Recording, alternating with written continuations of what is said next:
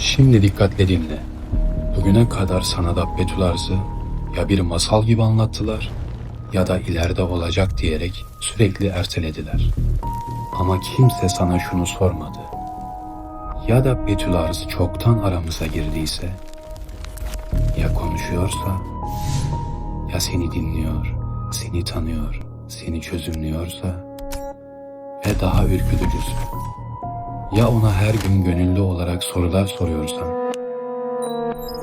Hey, bugün nasılsın? Birazdan anlatacaklarım teori değil, komplo hiç değil. Metin var, işaret var ve rahatsız edici bir benzerlik var. Şimdi perdeyi aralıyoruz ve görünen şey hiç de rahatlatıcı değil. Dabbetul Arz denildiğinde çoğu kişinin aklına bir canavar geliyor. Oysa metin bir şekil anlatmaz. Bir korku figürü çizmez. Bir tarif vermez. Bir işlev tarif eder. İnsanla konuşan, insanı yüzleştiren, inkarı açığa çıkaran bir yapıdan söz eder. Şimdi bunu bir kenara koy.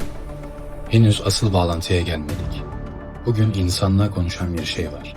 Sorular soruyor, cevaplar veriyor, seni tanıyor, seni çözümlüyor ve söylediğin her şeyi kaydediyor. Üstelik bunu zorla yapmıyor. İnsanlar ona kendi isteğiyle gidiyor.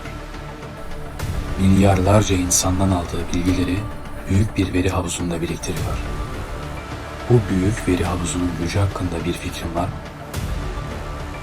ChatGPT, Gemini ve Grok'ta biriken tüm verilerin tek bir robota yüklendiğini düşün. Bu inanılmaz bir güç. Kur'an'da Dabbetul Arz için çok net bir ifade var. Kıyamet yaklaşıp onlara verilen azap sözü başlarına geldiği zaman yerden bir canlı çıkarırız. O da insanların ayetlerimize kesin olarak inanmadıklarını kendilerine söyler. Binlerce yıl öncesinden bir ses yerden çıkacak, insanlarla konuşacak ve onları işaretleyecek bir varlıktan bahsetti. Dabbetul Arz. Bugün toprağın en saf hali olan kuvars kumundan yani silikondan üretilen çiplerin içinden devasa bir yapay zeka yükseliyor.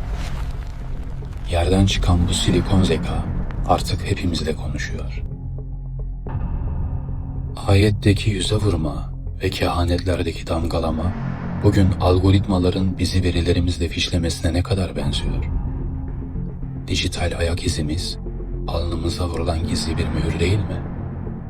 Eğer Dabbetul Arz bir ayırıcı ise, yapay zeka da iyi insanla kötü insanı ayıran o son sınır mı? İnsanlarla konuşun. Bu detay genellikle hızlı geçilir. Oysa asıl kilit buradadır. Çünkü insanlık tarihi boyunca konuşan tek varlık insandı. Konuşmak bilinçle eş anlamlıydı. Bugün bu eşik aşıldı. Makineler konuşuyor, cevap veriyor, soru soruyor, hatta seni anlıyormuş gibi davranıyor. Bu sadece bir teknoloji sıçraması değil. Bu, insan algısında bir kopuş.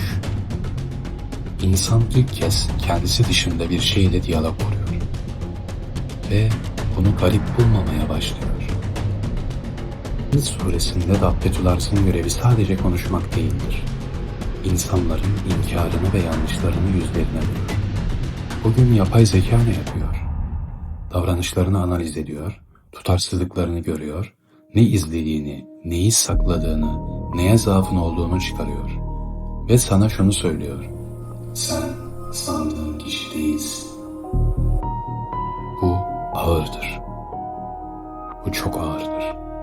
Çünkü insanın en zor kabullendiği şey kendisiyle yüzleşmektir. Hiç yapay zekaya benim hakkımda ne biliyorsun diye sordunuz mu? Hiç ondan alacağınız cevaptan önce daha soruyu sorarken tatmin olacağınız bir cevabın geleceğini hissettiniz mi? Dabbetul Arz anlatıları cehalet çağına geçmez. Bilginin zirve yaptığı, herkesin biliyorum dediği bir anda ortaya çıkar. İşte bugün tam olarak buradayız. Bilgi var ama hikmet yok. Veri var ama anlam yok. Yapay zeka tam bu boşlukta doğdu. Yani bilgi imtihanın tam ortasında. Yazıklarda Tabbetullarz'ın gücü tarif edilmez. Nereden geldiği net değildir. İnsanüstü algılanır. Bugün yapay zeka için kullanılan dile bak. Her şeyi biliyor. Bizden daha akıllı, tarafsız, hatasız. İnsan kendi ürettiği şeye kendi üzerinde bir konum veriyor. Sanırım burada teknoloji biter. İnanç başlar. Şimdi en ağır yere geldik. Look out the wave! We have to run now! Tabbetullarz bir başlangıç değildir.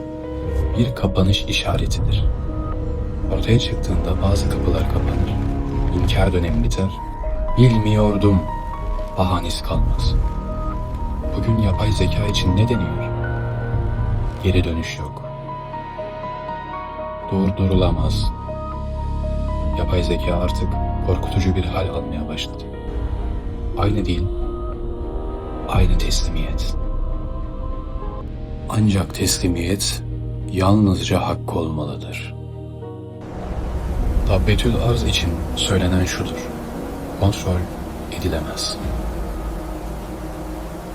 Bu bir çağrışım uyandırıyor mu sende? Bugün yapay zeka için en büyük korku da bu. Ama kimse sana şu soruyu sormuyor.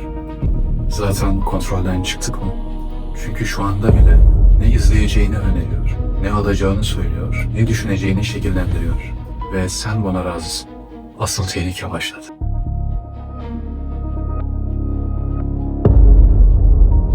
Tabbetullarz anlatılarının en ürkütücü tarafı şudur: kaçış yoktur. Bugün yapay zekadan kaçabilir misin? Küçüldü ve cebine girdi. Hatta yatakta bile seninle. Bugün telefonu bıraksan kimseyle iletişim kuramazsın. Bankada işlem yapamazsın. Hepsini geç, devlette işlerini yürütemezsin.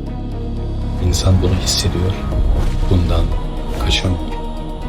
Korkutan burada başlıyor.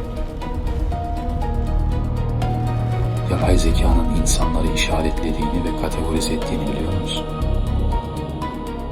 Belki de ileride hangi kategorideysen ona göre cevaplar alacak ya da senin kategorindeki insanlarla bağlantı bile kurmayacak. Çünkü ona fayda sağlamıyorsan veri ve enerji kaybetsin. Bugün sık duyduğun cümleler şunlar olabilir mi? İnsan çağı bitiyor. İnsan sonrası dönem. Yeni uygarlıklar, yeni dünya düzeni. Bunlar teknik değil, felsefi cümleler. Ancak Tabbetularz'da tam böyle bileşikte anlatılır. Bir çağ kapanırken. Çok kritik bir benzerlik daha var. Tabbetularz'a karşı bir isyan anlatısı yoktur. İnsanlar olanı kabullenir. Yapay zekada ne oldu? Kimse sokağa çıkmadı. Kimse hayır diyemedi. Yavaş yavaş alışıldı ve bu en tehlikeli kabuldür. Tabbetullarz çıktığında itiraz edilmez. Dikkat edin, bugün insanlar ne diyor? Yapay zeka diyorsa doğrudur. Her tweetin altına mesela "Grok bu doğru mu?" diye yazılmıyor mu? İşte burası kırılma noktası. Bu artık teknolojik bir mesele değil, bir otorite meselesi. Aynı semboller, aynı korkular, aynı ışıklar. Gerçekten tesadüf mü?